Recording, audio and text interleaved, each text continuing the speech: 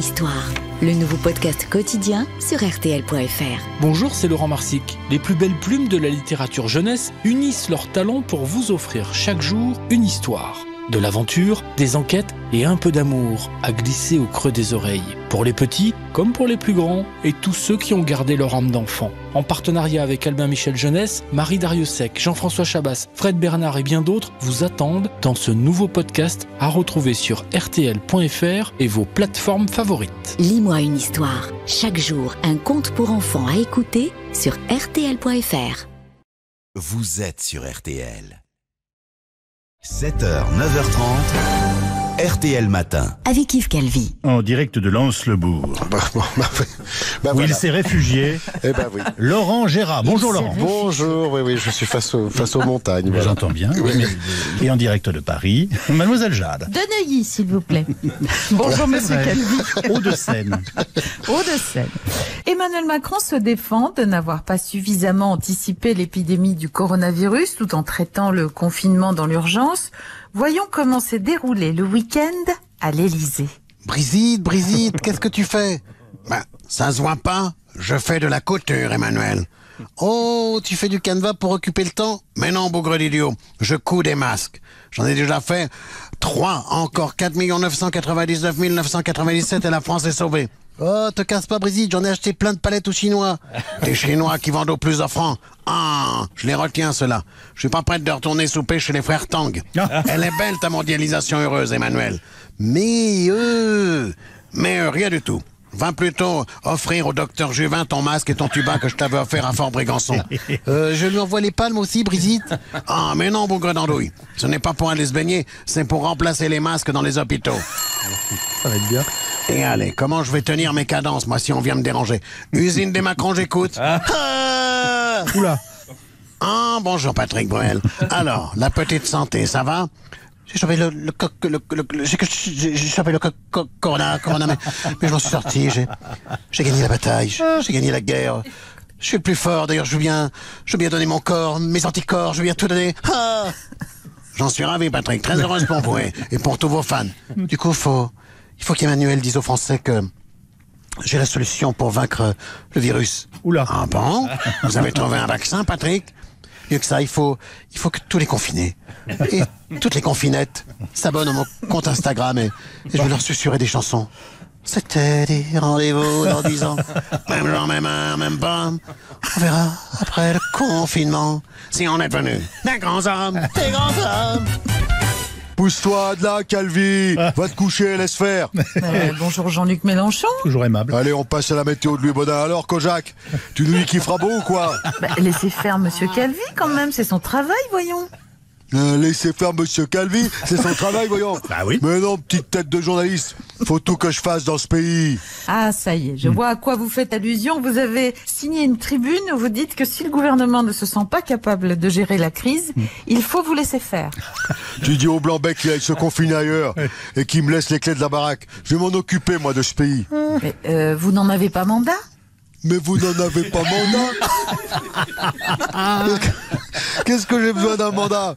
Tu crois que mon copain Maduro, il se fait chier avec ça, un mandat? Ah bah oui, justement, on voit le résultat, oui. Avec mes insoumis, on va te remettre le pays sur pied, tu vas voir ça. Oui. Il y a mon Katnas qui va t'enfoncer un coton-tige dans le pif pour savoir si t'es contagieuse. Allez, tente tes narines à mon Houkmout. Ah non, merci. Non, merci. Justement, vous appelez à des tests massifs pour l'après-confinement. Et pas que. On va tous s'injecter de la chloroquine par mesure de précaution. Viens ici, Ruffin, je vais te faire ta picouse. Ah bah bonjour François Ruffin. Oui. Bonjour madame. Oh, mais j'aime pas bien les piqûres, hein, ça fait bobo. Mais c'est pas possible, qu'est-ce qui m'a donné une équipe de bras cassés comme ça? Ah bah non, j'ai pas le bras cassé, comme ça je peux le plier et tousser dedans. Pendant le confinement, les humoristes écrivent leur prochain spectacle. C'est le cas de Muriel Robin qui a justement écrit un sketch sur le confinement. Et voici un extrait en exclusivité. Après l'annuaire, le répondeur, l'addition, la cafetière, le transat, le noir et la salle d'attente, découvrez le nouveau sketch de Muriel Robin, le confinement. Non, la pharmacie. Je voudrais savoir si vous avez reçu des masques. Quel genre? Des masques? Hein? Quel genre de masques? Bah, des masques respiratoires, hein, pas des masques d'Halloween.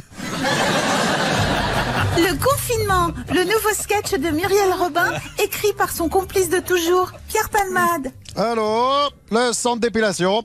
Ce serait pour prendre un rendez-vous. Vous êtes fermé? Eh ben dis donc, quand le confinement sera terminé, je vais pouvoir reprendre le rôle de Chewbacca, moi, dans la garde des étoiles, là. Le confinement, le nouveau sketch de Muriel Robin, inspiré de sa propre expérience du confinement. Qu'est-ce que je vais faire à Pâques? Eh ben, je vais cacher des œufs chez moi. Oui. Mais vu que c'est moi qui vais les cacher, je vais les trouver tout de suite. Hein, les œufs. Retrouvez Muriel Robin bientôt sur scène avec en bonus les mesures barrières. Les mesures comment? Les mesures barrières. Oh, c'est simple. C'est simple, les mesures barrières. Hein. Il faut arrêter d'embrasser les gens et d'éternuer dans sa manche. Ah bah oui, c'est pratique. Quand on habite Paris, la Manche, ça fait un peu loin pour aller éternuer. Le journal Le Point a recueilli le témoignage de parents qui vivent mal le confinement avec leurs adolescents qui, contrairement à d'habitude, restent à la maison toute la journée. Voyons cela avec notre expert, Michel Chevalet. Un adolescent, comment ça marche? D'habitude, l'adolescent vit dans le noir, volet fermé, seulement éclairé par la lumière de l'écran de son ordinateur ou de sa console de jeu. Et avec le confinement? Avec le confinement, l'adolescent vit dans le noir, volet fermé, seulement éclairé par la lumière de l'écran de son ordinateur ou de sa console de jeu. Il n'y a pas beaucoup de changements, donc. Si, il y a un gros changement. Hors période de confinement, l'adolescent vit comme un hibou, 12 heures sur 24. Oui. En période de confinement, c'est 24 heures sur 24 qu'il est devant son écran, l'air idiot, la bouche ouverte, un filet de bave coulant sur la touche espace du clavier. Oh, écoutez, c'est dégoûtant. L'hygiène de l'adolescent, venons-y. Comment ça marche? D'habitude, l'adolescent prend une douche que quand il pleut. Alors, avec le confinement, vu qu'il ne sort plus, il ne se lave plus. Et quand vous lui faites la remarque que même les mouches n'entrent pas dans sa chambre, il vous répond ce que Greta Thunberg a dit sur YouTube. La nature a repris ses droits. Voilà l'adolescent. Non, écoutez, c'est écœurant. L'alimentation maintenant, parlons de l'alimentation. L'alimentation d'un adolescent, comment ça marche? Eh bien, c'est très simple. Ça tient en 2 mots. Miel Pops. Ah, les céréales? Absolument, les céréales qu'il consomme à n'importe quelle heure du jour ou de la nuit. Bah oui, mais c'est pas très équilibré. Non. Mais parfois, l'adolescent diversifie. En plus des Miel Pops, il mange des Smacks, des Frosties, des Choco Pop.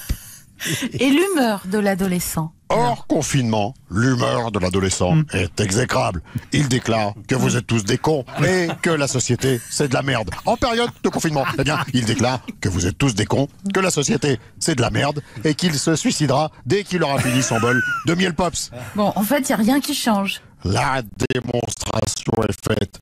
Coronavirus ou pas, un adolescent reste une grosse moule de mauvaise humeur qui sent mauvais et qui se bousille les yeux devant son ordinateur. Voilà pourquoi on dit que les ados sont globalement immunisés au Covid-19. On retrouve tout cela, alors vraiment en accès direct, permanent, charmant et gratuit sur le site rtl.fr, puis on se retrouve demain matin. Et Tout à fait.